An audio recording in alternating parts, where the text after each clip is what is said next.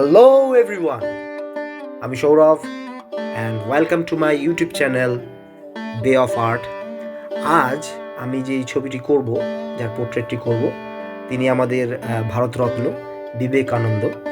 স্বামী বিবেকানন্দের এই পোর্ট্রেটটি আমি আজকে তার জন্মতিথি উপলক্ষে করছি। তার জন্মের আজকে জন্মদিনে, যেটাকে আমরা আমাদের ভারতে youth day, national youth day হিসাবে বা যুব দিবস হিসাবে পালন করা হয়, তোমরা সবাই জানো।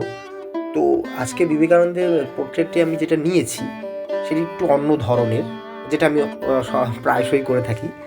অন্য ধরনের পোর্ট্রেট মানে বলছি, আমরা বেশিরভাগ বিবেকানন্দ যখন আমরা বলি স্বামী বিবেকানন্দ, তখন কিন্তু আমরা ওই পাগড়ি, একটা পাগড়ি দেওয়া, অরেঞ্জ কালারের, স্যাফরন কালারের ড্রেস পরা, সেরকম একটা গুরুগম্ভীর একটা ক্যারেক্টার, সেটা কিন্তু আমাদের মনের মধ্যে ডিসপ্লে হয়ে যায়।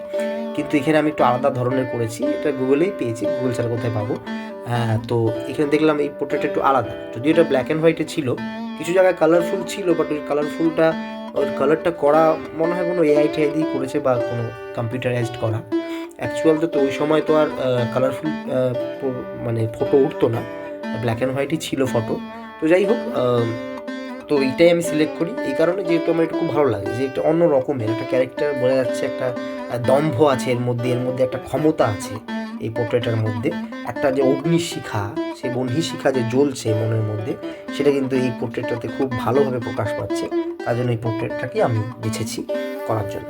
তো এইখানে আমি যে পোর্ট্রেটটা যখন করছি, তোমরা দেখতেই পাচ্ছ, এখানে আমি যেটা করেছি, প্রথমে একটা ভলিউম কিন্তু ফার্স্ট টোনে কিন্তু আমি চাপানোর সময় কিন্তু তৈরি করে ফেলেছি অলরেডি। তো কী করে করলাম সেটা, ওই কিছু জায়গায় যে আমি আগে যেখানে যেখানে আমাদের ডার্ক টোনগুলো আছে, সেই ডার্ক টোনগুলো ভেজা অবস্থাতেই কিন্তু দিয়ে দিলাম, যাতে করে কি হয়, ওটা যখন শুকিয়ে যাবে তখন কি হবে, একটা ডার্ক টোন মানে মিডিয়াম টোন কিন্তু আমরা পেয়ে যাব। তারপর যখন আবার আরেকটা টোন উপর দিয়ে চাপাবো, তখন সেটা একটা দুটো লেয়ার মিশে কিন্তু একটা ভালো ডিপ একটা ডেপথ তৈরি হবে, একটা সুন্দর একটা মিডল টোন, ডার্ক টোন এবং ডার্কেস্ট টোন, যে তিনটে টোন আমরা সেটা কিন্তু পেয়ে যাবো। তো এখন চুলটা আমরা করছি, চুলটার ক্ষেত্রেও ঠিক তাই। প্রথমে একটা মানে যেগুলো হাইলাইটগুলো আছে, বিশেষ করে কিছুটা একটু স্যাপ গ্রিন টাইপের আছে, কোথাও কোথাও একটু ব্লুইশ কালার আছে, তো সেগুলো কিন্তু আগে চাপিয়ে নিয়েছি। চাপিয়ে নেওয়ার পর তারপর একটা ডার্ক টোন বানিয়েছি, আলট্রামেরিন ব্লু, কোবাল্ট ব্লু আর বার্ন সায়না, আর কিছুটা ভার্মিলিয়াম দিয়েছি ওখানে, ওইটা মিশিয়ে তার মধ্যে যেটা ব্লুর ভাগটা একটু বেশি আছে, তোমরা দেখতেই পাচ্ছ কালারটা কিন্তু ব্লুইশ টাইপের। তো সেইখানে কিন্তু আমি ওইভাবে চাপিয়েছি। এবার কিছু জায়গায় আবার কালার স্ক্র্যাচ আউট করে বের করে নিয়েছি ড্রাই ব্রাশিং করে, যাতে করে সেখানে হাইলাইটগুলো ভালো দেখা যায়। এবং পোর্ট্রেটের ক্ষেত্রেও ঠিক তাই করেছি, কিছু জায়গায় আছে যেখানে আমি ড্রাই ব্রাশিং করে কিন্তু লাইট দেওয়ার ব্যবস্থা করেছি, মানে লাইটটা ওখানে আছে। আর ব্যাকগ্রাউন্ডের ক্ষেত্রে বলছি, এখন ব্যাকগ্রাউন্ড চাপাচ্ছি। তো ব্যাকগ্রাউন্ডে আমি কী করেছি, একটু যে তিরঙ্গা, ভারতের যে আমাদের ন্যাশনাল ফ্ল্যাগ আছে, সেটার একটা হালকা এফেক্ট দেওয়ার চেষ্টা করেছি, খুব একটা ভালো করে না, জাস্ট সেটা ছুঁয়ে বেরিয়ে যাবে এরকম একটা ব্যাপার রেখেছি, দেখতে ভালো লাগে। একদম ডান দিকে নিচের দিকে ব্যাকগ্রাউন্ডে সেখানে কিন্তু ব্যবহার করেছি ভেরিডিয়ান গ্রিন, আর কিছুটা ব্ল্যাকিশ টাইপের একটা কালার বানিয়েছি, সেটা আমাদের ভেরিডিয়ান গ্রিন আর সাথে প্রুশিয়ান ব্লু, আর কিছুটা বার্ন সাইনা দিয়েছি, আর স্কারলেটও দিয়েছি। তো এক্ষেত্রে কী হয়েছে, একটা ডার্ক টোন তৈরি হয়েছে। তো একদম ভেরিডিয়ান গ্রিন ডিরেক্টলি ব্যবহার করলে খুব একটা ভালো লাগতো না, তার জন্য এটা করা। তো তোমরা দেখতে পাচ্ছ, আর একদম যে বাঁদিকে মুখের সামনের দিকে, পোর্ট্রেটের সামনের দিকে, সেখানে কিন্তু একটা সাদা অংশ রাখা হয়েছে, যাতে করে এখানে এমনিও সাদা আছে, কিন্তু ওনার ড্রেসে আছে, বাট আমি তাও ওখানটা সাদা রেখেছি, তাহলে দেখতে ভালো লাগে, মানে একটা তিরঙ্গার একটা ফিলিংসটা আসবে, যেহেতু ভারতের সন্তান এবং ইনি আমাদের ভারতকে, আমাদের যে ধর্ম, যে ভারতের ধর্ম, তার মানুষ সবাইকে রিপ্রেজেন্ট করেছিল শিকাগো শহরে, সবাই জানো। তো সেক্ষেত্রে আমি ভারতের এই ব্যাকগ্রাউন্ডটা, তিরঙ্গার ব্যাকগ্রাউন্ডটা চুজ করেছি দেওয়ার জন্য। যাই হোক, তো এখন আমরা ধীরে ধীরে কী করবো, শেডিংয়ের দিকে চলে যাব।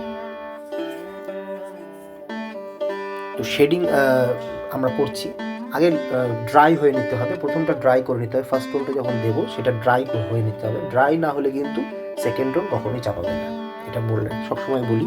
তো আর এই ওনার যে গেরুয়া বসনটা আছে, যে পোশাকটা উনি পরেন, সেটাও খুব একটা ট্র্যাডিশনাল ড্রেস বলতে পারো। তো সেখানে কিন্তু একটা হোয়াইট কলারওয়ালা একটা শার্ট আছে ভেতরে, আর ভেতরে আর বাইরে যেটা আছে পোশাকটা সেটা কিন্তু পুরো স্যাফরন কালারের। দুই একটা জায়গায় দেখেছি আমি একটু ডার্ক ব্রাউন কালারের, একটু ব্রাউন কালারের ড্রেসও পরে উনি, তো সেটা কিন্তু আমি করিনি। কেননা স্যাফরন কালার বা যে উনি যে সাধু সন্ত যে সন্ন্যাসী ছিলেন সেটা কিন্তু একটা মানে পরিচিতি বহন করে এই স্যাফরন কালারের উপর দিয়ে, মধ্য দিয়ে। তার জন্য কিন্তু স্যাফরন কালারটাই ব্যবহার করেছি। তো এখানে যে চুলের কালারটা করছি, চুলের শেডিংটা করছি, সেখানেও কিন্তু আমি কালার স্ক্র্যাচ আউট করে বের করে নিচ্ছি ড্রাই ব্রাশিং করে, তাহলে কিন্তু এফেক্টটা সুন্দর হয়। ঠিক আছে, ছবি সব কিন্তু তুলি দিয়ে করতে যাবে না, কিছুটা মানে রং বের করে নিয়েও কিন্তু করা যায়, ছবিটা আরো রিয়েলিস্টিক দেখায়।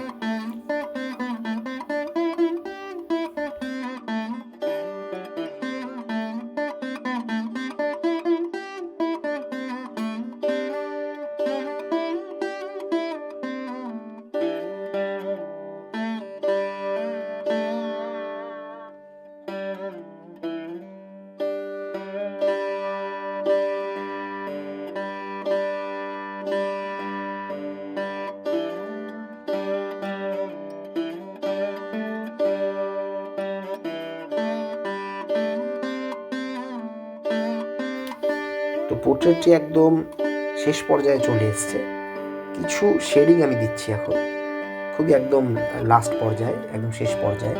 তো এই শেডিংগুলো একটু ভালো করে বুঝে দিতে হয় এবং এটা একদম পাতলা একটা লেয়ার বানাতে হয়। এই শেডিংগুলো একদম ডার্ক করা যাবে না, পিগমেন্ট দেওয়া যাবে না, পাতলা করে, তোমরা দেখতেই পাচ্ছ এখানে করলাম যে কপালে যে শেডিংটা দিলাম, এগুলো পাতলা একটা লেয়ার দিয়ে দিয়েছি, তাহলে কিন্তু বসে যাবে উপর দিয়ে। হ্যাঁ, ভারী করতে গেলে হার্ড হয়ে যায় ছবি। ঠিক আছে, এগুলো একটু খেয়াল রাখতে হবে। আর বিবেকানন্দ সম্বন্ধে কিছু বলারই নেই। হ্যাঁ, সবাই জানে হ্যাঁ উনি কী ছিলেন, আমাদের কি দিয়ে গেছেন এবং আমাদের কীভাবে উনি বিশ্ব দরবারে এই ভারতকে এবং ভারত তথা যে ভারতের যে ধর্ম, আচার আচরণ, সেই সমস্ত কিছুর একটা পরিচয় উনি কিন্তু দিয়ে গেছেন, সেটাই আমরা বহন করে চলেছি আর কি।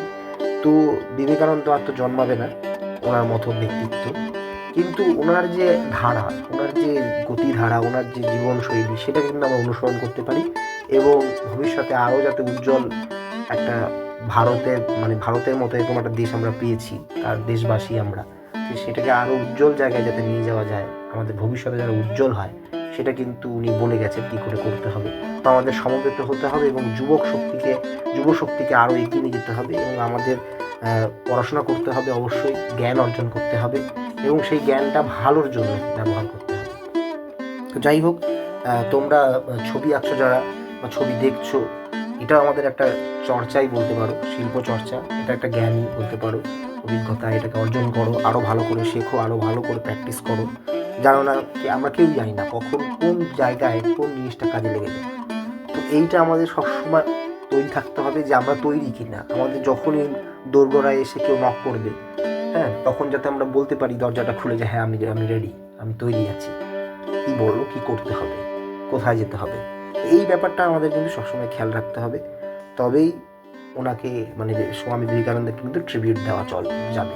আমি এই ছবি এঁকে ট্রিবিউট দিচ্ছি সেটা অন্য ব্যাপার, কিন্তু যদি আসলে ট্রিবিউট দিতে হয় ওনাকে, তাহলে কিন্তু ওটাই করতে হবে, ওনার কথা মতো চলতে হবে আমাদের, যেরকম উনি বলে গেছেন আমাদের। তো যাই হোক, সাহস বাড়াতে হবে, এগিয়ে যেতে হবে, এই আমাদের সংকল্প হবে ভবিষ্যতে। আর যারা নতুন এসছো আমার চ্যানেলে, তারা চ্যানেলটিকে সাবস্ক্রাইব করো। আর লাইক কিন্তু খুব কম হচ্ছে, আমি দেখছি, ভিউ হয়তো হচ্ছে না খুব একটা, কিন্তু আগের তুলনায় সেই লাইক কিন্তু হচ্ছে না। লাইক বাটনটা কিন্তু পাশেই থাকে, ওটা প্লিজ ক্লিক করো লাইক বাটনটা। ভালো লাগছে তো সেটা বলো, আমাকে বোঝাও, আমি কী করে বুঝবো ভালো লেগেছে। তো আজকের জন্য এতটুকুই, পোর্ট্রেট কমপ্লিট হয়ে গেছে, তোমরাও প্র্যাকটিস করো, আবার দেখা হবে। Thank you so much.